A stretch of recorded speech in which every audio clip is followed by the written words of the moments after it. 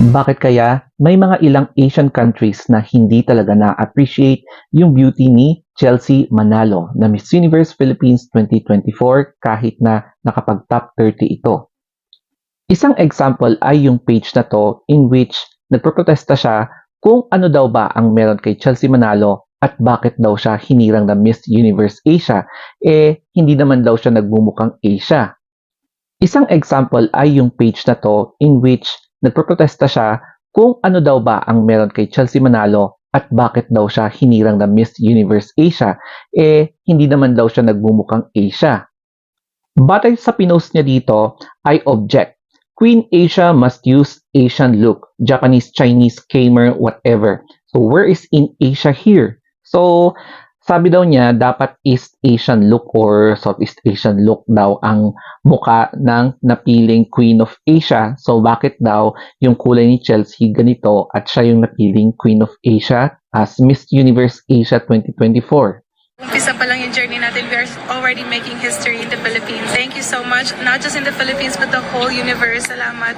Di ba ang isa sa mga visions ng Miss Universe ay to promote inclusivity or diversity? So kahit sino pwedeng sumali regardless of your age, your height, your sexual orientation, marital status, body image, and of course, your color or race or ethnicity.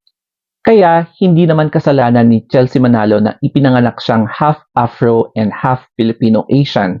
So, ibig sabihin ba yung statement na yan ay medyo contradicting sa vision and mission ng Miss Universe, promoting diversity and inclusivity? Kasi nga, ang gusto lang niya is Asian looking na dapat daw ang makakuha sa Miss Universe Asia Award and hindi daw mga ibang kolorete. Naaalala ko tuloy yung napanood ko about sa background ni Henny nung nanalo siya as Miss Universe Vietnam. Kasi nung nanalo siya, merong ilang nagprotesta dahil bakit daw nanalo si Henny kasi brown skin siya, hindi daw siya white skin, tapos she is from a rural countryside. So paano daw niya maire-represent ang Vietnam hindi daw siya nagmumukhang Vietnamese. Pero sinupalpal niya etong mga racist na nagko-comment at nagbabash sa kanya and pinagpraktisan talaga niya, nag-training siya and nag-top 5 siya sa Miss Universe noong 2018 in which eto ata yung pinaka-highest placement for Vietnam sa kasaysayan ng Miss Universe. Dito rin kasi sa Asia, hindi rin talaga natin maisasantabi ang issue about colorism or racism even. Kasi maraming factors to consider such as yung issue of colonialism, yung pagpo-portray na mas maganda daw, yung mas lighter kaysa yung darker, yung mga ganon. Tapos lack of awareness regarding diversity and syempre medyo kulang yung laws sa mga ibang places na medyo sumisita sa mga taong mga laitero-laitera. And syempre dito sa Pilipinas, medyo mas diverse tayo ng konti. It's because kung ititrace mo yung sociology, anthropology, history is nanggaling tayo sa mga iba't ibang mga ninuno from all places. So, nandyan yung mga Aitas, yung mga Malay, Indones, and nung colonialism ng Spain dito sa Pilipinas. Kaya talagang halo-halo na ang Pilipinas as compared sa mga ibang Asian countries.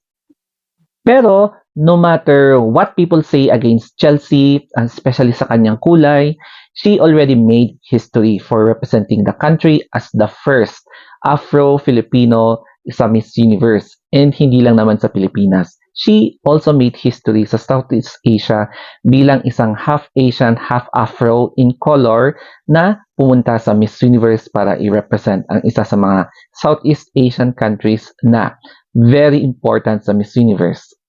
Kaya sad to say, it will really take a very long time for people in Asia to embrace the issue of colorism and to fully embrace yung diversity and inclusivity kahit na may mga laws about sa ganyan na ipinapatupad ng mga ibang institutions such as Miss Universe.